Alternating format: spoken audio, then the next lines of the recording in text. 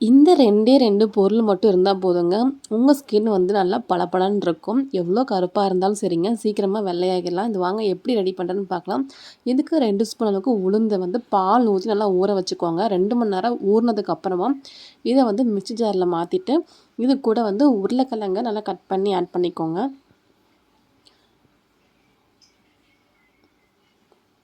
Next வந்து இது கூட தேங்காவும் இருந்தாலுமே ஆட் பண்ணிக்கோங்க. இது எல்லாத்தையும் நல்லா பேஸ்ட் மாரி அரைச்சி எடுத்துட்டு, நல்லா வடிகட்டிக்கோங்க. நல்லா ஃபில்டர் பண்ணதுக்கப்புறமா இத டபுள் பாயிலிங் மெத்தட் மூலமா நல்லா வந்து ஹீட் பண்ணிக்கோங்க.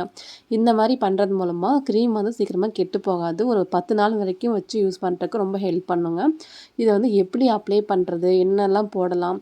எந்த டைமில போடலாம்? அப்படின்றத ஃபுல் வீடியோல வந்து நான் சொல்லியிருக்கேங்க. உங்களுக்கு டைம் இருந்துச்சுன்னா, அந்த ஃபுல் வீடியோ லிங்க்க வந்து நான் கீழ குடுத்துருக்கேன். ப்ளீஸ் செக் பண்ணி பாருங்க. டீட்டெயிலா அந்த வீடியோல சொல்லியிருப்பேங்க. இத வந்து போட்டா என்னென்ன மாரி பெனிஃபிட் இருக்கும்? எந்த டைமில போடலாம்? அப்படின்றத மாரி. ஸோ கண்டிப்பா அத பாருங்க. பார்த்துட்டு உங்களுக்கு ரொம்ப பிடிச்சிருச்சு அப்படின்னா, மறக்காம நம்ம சேனல சப்ஸ்கிரைப் பண்ணிக்கோங்க. ஸோ இந்த மாரி நெறைய beauty tips, videos, skin whitening cream எல்லாமே வந்து நம்ம சேனல்ல இருக்கு. கண்டிப்பா செக் பண்ணி பார்த்துட்டு, உங்களுக்கு பிடிச்சிருந்துச்சுன்னா சப்ஸ்கிரைப் பண்ணி சப்போர்ட் பண்ணுங்க.